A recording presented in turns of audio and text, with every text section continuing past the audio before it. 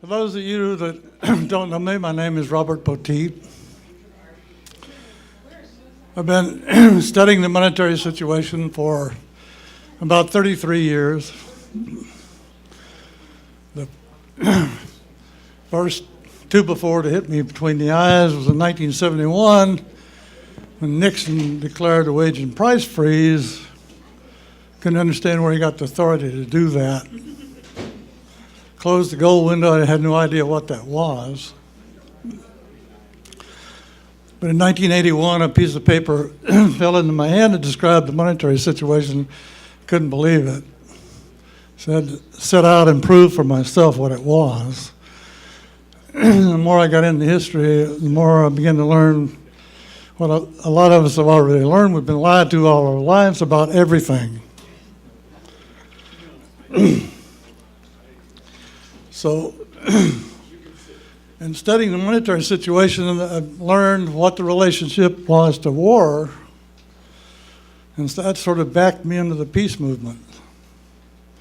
So, I'm here today to talk about what perhaps should be called the political economy of militarism, but I use a little bit simpler title, maybe a little more obvious: war drives debt and debt drives war. When I do this for civilian audiences, I start out with a lot of shock.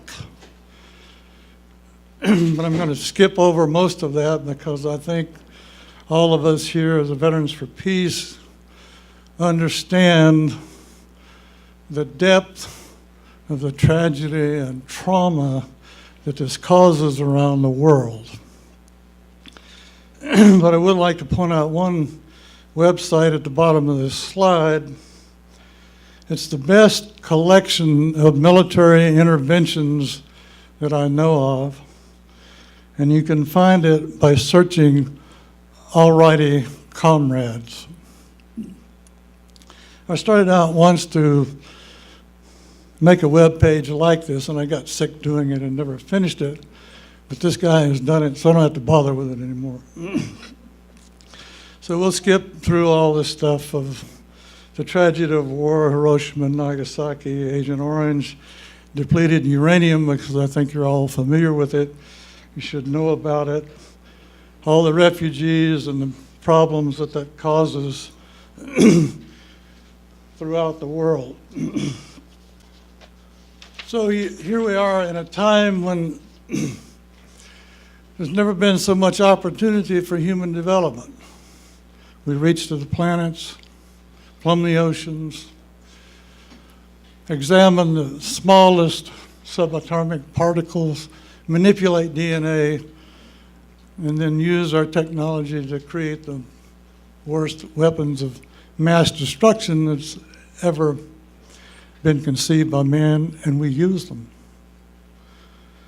And it's our country. We are doing it. The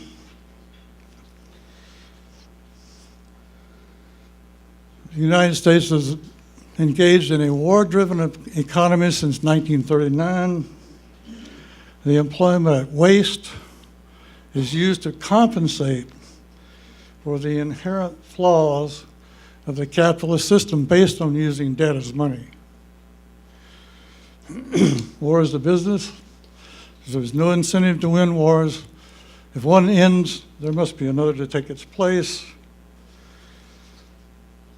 So how do we come to this?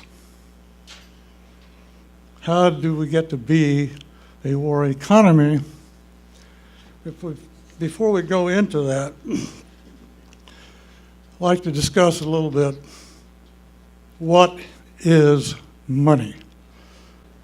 Aristotle gave us a definition a couple of thousand years ago. Money exists not by nature but by law.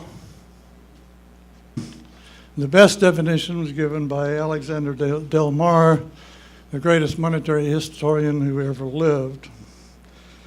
What is commonly understood as money has always consisted tangibly If a number of pieces of some material marked by public authority and named or understood in the laws or customs, that is, palpable characteristic was its mark of authority, its essential characteristic, the possession of the value defined by law. In its function, the legal power to pay debts and taxes, and the mechanical power to facilitate the exchange of objects possessing value. It is therefore not a commodity, although bits of commodity like gold and silver have been used as monetary counters. It is not wealth, although it can claim some wealth. It is an abstract social power embodied in law. Aristotle went on to say we can do anything we want with it. We can do anything we want with it. So what is our money? How does it manifest? Biggest debt creators war. Coins. Where do they come from?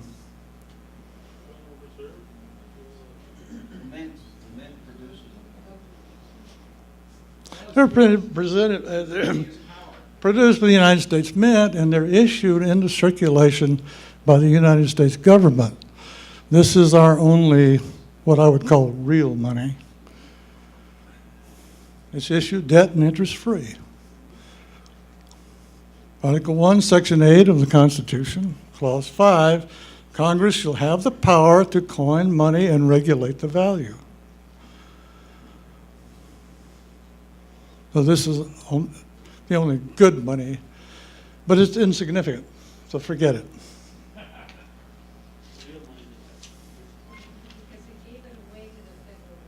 Paper money. Federal Reserve note. Can somebody tell me what note means in this context?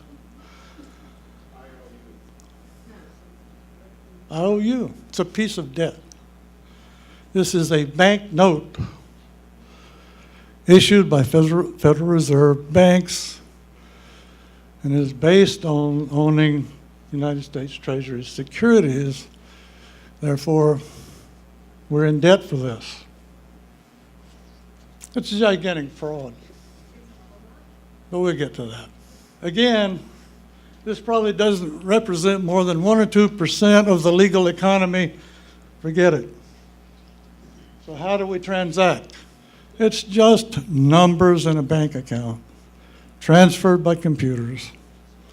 That's what our money is. Where does that come from? They're created by banks as deposit entries when they make loans. You've probably heard the expression, created out of thin air, created out of nothing. It's true. This little booklet's been in publication from 1961 up to about 2000 when they ran out of them. In 2002, I wrote to get some more of them, and they said, the book's no longer in print because we're using different assumptions. And what this book explains is how deposits are expanded by what is called fractional reserve banking. The Federal Reserve creates the original money by buying some asset. It creates that money as a deposit entry, a bookkeeping entry, typically Treasury securities, but today it's buying all sorts of junk. That becomes the reserves on which your commercial banks extend loans, and that's where about 90% of our money is created. The Federal Reserve banks, actually it's all carried out in the New York Federal Reserve Bank, buys assets, which it buys by creating bookkeeping entries. These become the so-called reserves on which your commercial banks make loans through this fractional reserve banking expansion. That's where your bookkeeping entries come from. Most of that so-called deposit money is created by your commercial banks when they lend you money for your house, your car, your credit card. They do not lend you money that they have. They create the money as deposit interest when you take out a loan. So how did we get here? William III borrowed 1,200,000 pounds in gold from a consortium to make war against European Catholics. And he gave the consortium the power to found a bank, the Bank of England, with the privilege of creating banknotes to the amount of the loan. The Parliament voted to pay the interest on the loan. The bank gets interest on the loan twice because they create their banknotes out of interest and lend them.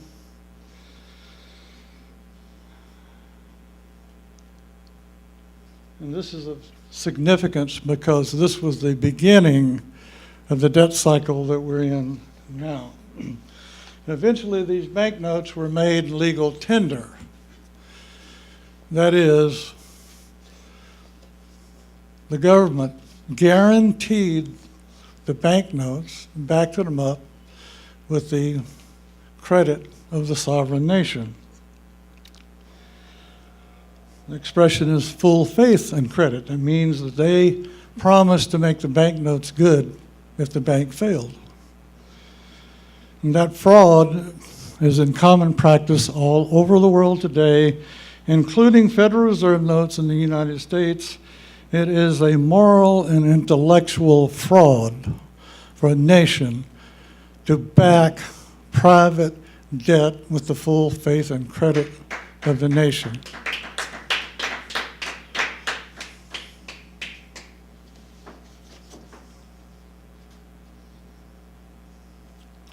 It's a graph of English finances published in 1805. Uses a slightly different nomenclature than we use today. However, do you not see what happened?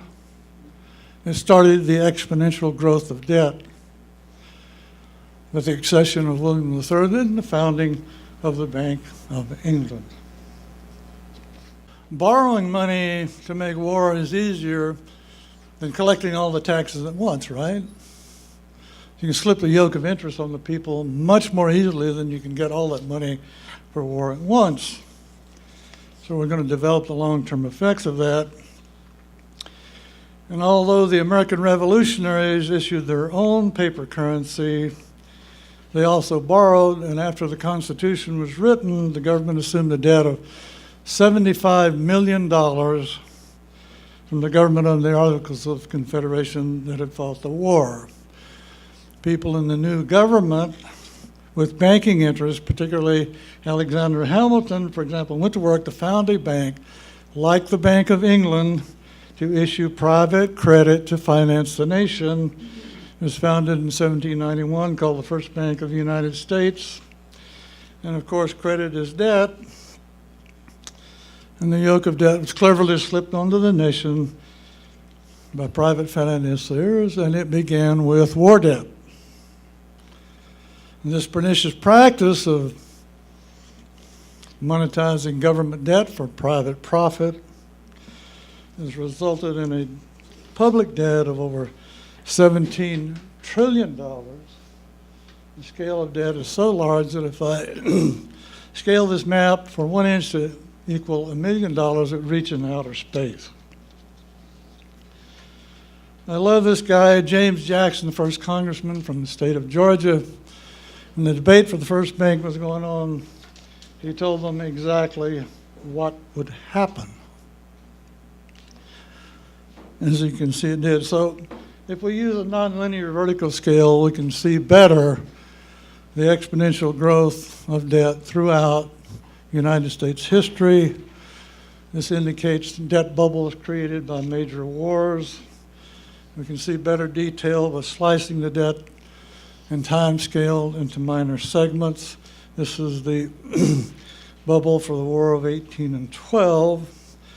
It also shows the end of the second bank when Jackson essentially paid off the United States debt and created one of the Great Depressions. This is the debt bubble for the Mexican-American War, for the Civil War.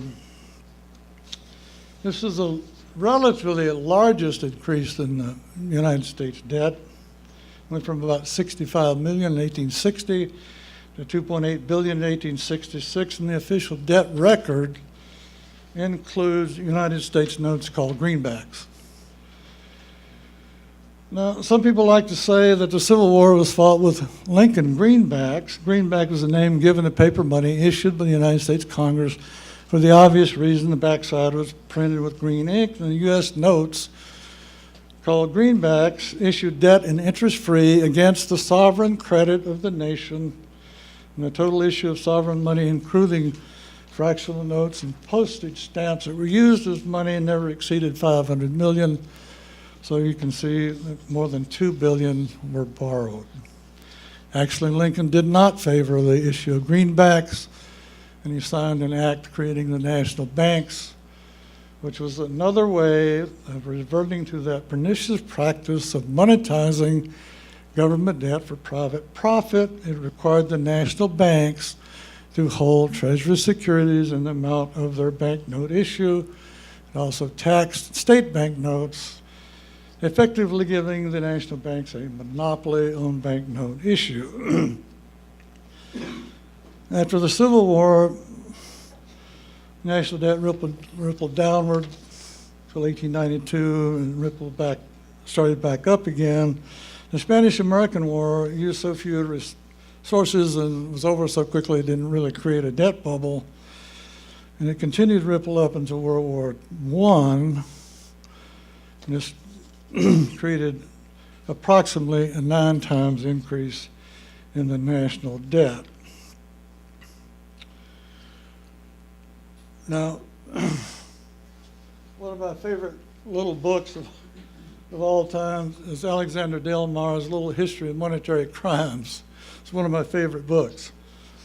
Now, he lived until 1926, but he didn't publish anything. He wrote an encyclopedia of monetary history, literally. But after approximately 1890 or 1900, he didn't write anymore. I've never found out why. It's been suggested he was ill. But he should have,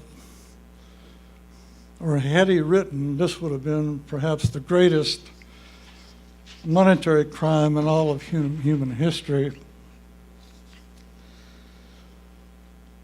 Woodrow Wilson was reelected in 1916, financed mostly by J.P. Morgan, and he used the slogan, he kept us out of war. Remember, World War I had already started in Europe. But in April of 1917, then he turned right around and asked for a declaration of war and got it. Primarily, J.P. Morgan had lent billions to France and England. They were broke and they were fighting Germany. And that money had been used to turn around and buy war material from the United States, which was illegal under international law. Russia collapsed into communism, and Germany only had one front to fight. J.P. Morgan was afraid Germany would win. He'd go broke. He convinced Wilson that this would destroy the U.S. economy. So Wilson took the country to war to save criminal bankers.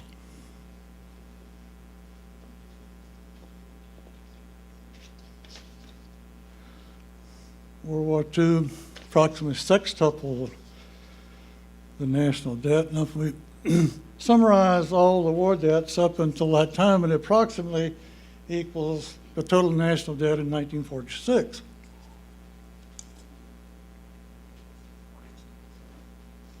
So war debt wiped out all of the debt increases. If we go back to the Mexican-American War, we noticed that the national debt went down after that, but it never did go to zero. So we are still paying interest on debt accumulated during the Mexican-American War and everything since.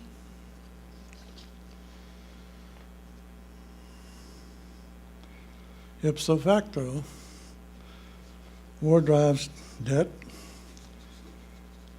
So we'll take up the subject a little bit of debt driving war. Korean War and Vietnam War caused no debt bubble.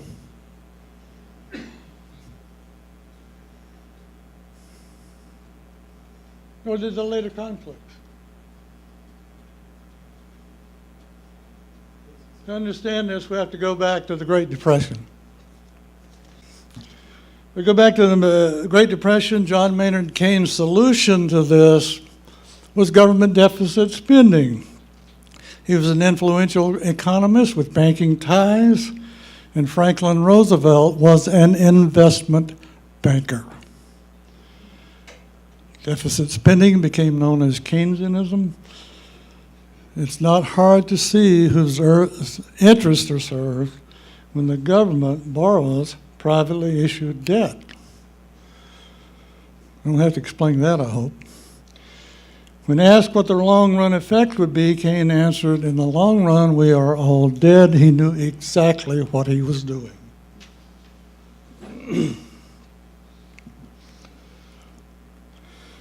Deficit spending for World War II created an economic boom, ending the Depression. That statement is often debated, but Paul Volcker, former chairman of the board of the governors of the Federal Reserve System, statistics, and I confirm it. I lived through that time. I saw it. And that boom confirmed the efficacy of deficit spending to stimulate the economy. The demobilization at the end of the war ended the huge deficit spending, released millions of men looking for work. Recession followed. The Cold War and Korean War, called a police action, provided the opportunity to co-opt deficit spending for war permanently. President Eisenhower warned about it early on. His warning was incomplete. He spoke a half-truth. Eisenhower omitted the most important element of the complex, the financial element, without which the others could not be. I do not know if that half-truth was deliberate, but I do know that the half-truth is a well-used technique of propaganda. We don't see war debt bubbles after World War II because we have been on a war economy ever since. It is a continuous war debt bubble. Troops remained in Europe and Japan until this day. The same with the Korean War. The exception is Vietnam because we were kicked out in defeat. Military expansion has bases 750 or more. I don't know if anybody knows the real count. So that military spending flows seamlessly from preparations for war to war. This little book is an excellent analysis of the militarized political economy. Social spending edition since the Great Depression create a never-ending quarrel about the reasons for the ever-growing debt. Comparisons of military versus social spending shows that military spending vastly exceeds social spending, but it is a false argument. The problem is the system itself, and it does not matter what you spend on, you will run the debt up. When veterans of benefits and military agendas of other agencies, such as the CIA, NSA, NASA, State Department, DHS, etc., are added to the Pentagon budget, more than half the federal budget is spent on militarism.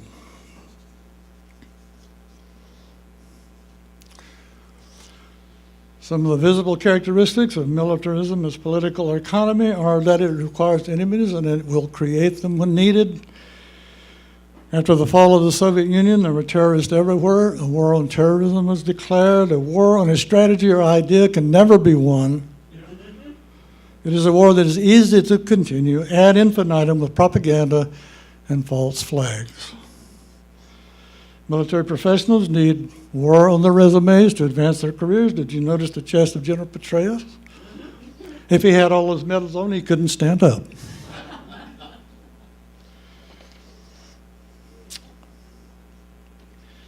War production and civilian employment on military bases creates millions of jobs. Besides the direct military service, military expenditures produce demand as wages in the market with nothing for the public to buy. It is ideal Keynesianism. War contracts are a big pork barrel for congresspersons. Sometimes Congress votes for projects the military did not ask for. War profits provide the resources to bribe congresspersons with campaign contributions. Military research contracts corrupt educational institutions. Deficit spending is more palatable under conditions of fear and threat created by war propaganda. Military suppliers, General Electric, the big one, owns media, NBC, with power of censorship. More censorship can be achieved through control of advertising revenue and interlocking boards of directors. Where are we? Okay. Deficit spending helps provide aggregate demand to help sustain the unsustainable debt-driven economy. And militarism leads to costly and inefficient military adventurism. Iraq's petroleum was cheap and easily available without war. Retail price of gasoline is about $1.60 now, it's $4 and more. But when the trillions of dollars spent on war, unnecessary war, are added, the cost of gasoline is much higher than that pump price. And here's another killer: the unnecessary public debt leads to an unnecessary and absolutely foolish interest expense, more than $2 trillion in the last 5 fiscal years.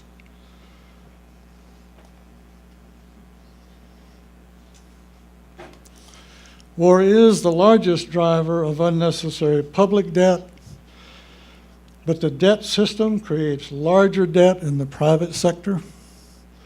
This aggregation of debt is coincident with the unconscionable maldistribution of wealth and resultant social chaos. The private and government debt result in prices of everything you buy being as much as 30% higher than they would be otherwise, and in housing it may be 70%. And despite all that, the unstable economy of contractions and expansions continues apace. We have had 48 of them since the founding of the country. Well, that's true, but you still have the debt system, okay? Getting lost in those, I mean, you're right, there are many, many, many, many things that we could do better. I have a friend of mine who describes it as trimming poison ivy. You know, you can trim the poison ivy back, but if you don't kill it, it grows right back. A good example of that would be Glass-Steagall. Passed in the 1930s, it took them until 1999 to get rid of it, but they got rid of it. See, it grew back. So you can do all these little things that would, yes, it'd be better, all kinds of little things. But I've spent the last 33 years going to the heart of this system, and that's what I'm going to spend the rest of my life doing. And until we do that, we're not going to get peace. We're not going to get social justice. I mean, political speech it was, but William Jennings Bryan made the point in 1896. Of course, there have been some improvements in various things, race and gender, I hope. We've made some progress in some of these things. But if you look at the debt and the war thing, it just gets worse and worse and worse. We're not making any progress. Sorry, Veterans for Peace and anyone else, we are not beating the system, and we cannot continue to do the same things we're doing because we'll get the same results. So we don't get lost in all the stuff. This is the heart of the system right here. So what to do? Well, since the system is so badly broken, what can we replace it with and how? Okay. I'll come to that. Glad you gave me an opportunity. So Bob, how do we get people besides the choir to understand what the heck is going on, that it's not, the guy that's getting food stamps that's increased this debt to the point where we can't, live? Well, yeah, the guy's getting food stamps is increasing the debt, but I said let's don't get lost in blaming, because it's the system. No matter what we do with the system, it's going to come out the same way. But how do we get people to see that? Well, that's what I'm trying to do now. How do we raise it? Okay, well, That's my it isn't part of my regular talk, but I'll get into that. Anyway, I just have a couple of more sentences here, and then I'll get into the solution. It's the banks who lend the money, the military suppliers, and the media conglomerates form an interconnected control system of war, supply, and information control. Concentration of wealth through privately issued debt means tightly controlled ownership of the means of production and communication and political parties. This is something we have to face. And I resigned from the Democratic Party, but that's not the issue. They're both corrupt. They're both owned by the corporations. In fact, and this is the crucial element you have to understand, whoever issues the money controls the nation. And that's what we have to go after. And debt created by war has been a big factor. It's a dance of death, debt, and destruction. I'm afraid the phrase human civilization is an oxymoron until we end these two moral and intellectual desecrations. War and ended.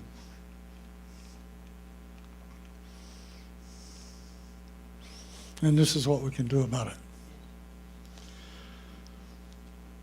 Since 2005, I've been associated with the American Monetary Institute.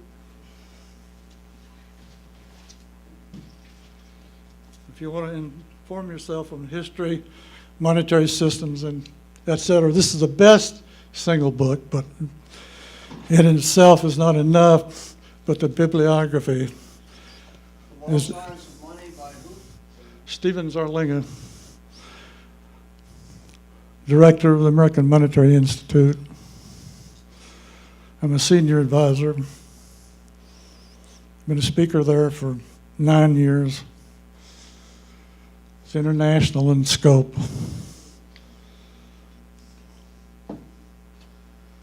But the last chapter of the book is called the American Monetary Act, and I have some 32-page brochures that you can take. The genesis of the act was the Chicago Plan, written by some economists at the University of Chicago during the 1930s, but of course it did not get instituted.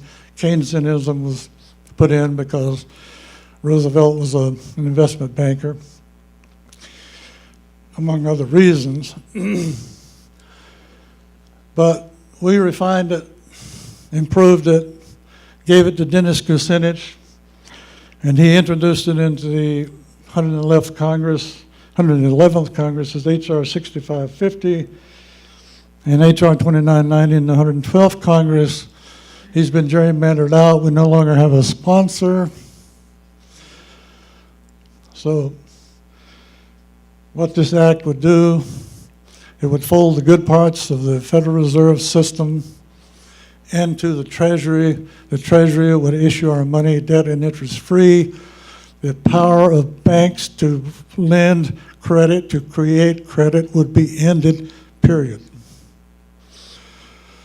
We would immediately give the citizens a dividend. We suggested $10,000 to start. We would invest immediately in infrastructure. The National Association of Engineers put out a report periodically every 4 or 5 years.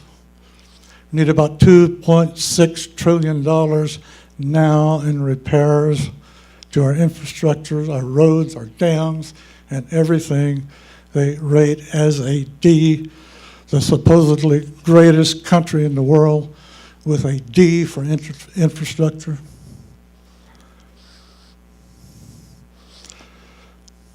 Put pressure on your Congress people any way you can. You can. The American Monetary Institute is a 501c3. You can support them with money. We have an annual conference in Chicago every fall. This year it's the first weekend in October. I'll be there. This would restore the power of Congress to control the money issue and stop banks from creating credit. They would still be able to operate as depository institutions. But then the big change, the only change you would see as a depositor is that if you give them your money in a savings account to invest for you, it will not be immediately available. It will be invested. Now they pretend they're investing it, but you can have it back anytime you want it. They don't really invest it, they just create new credit.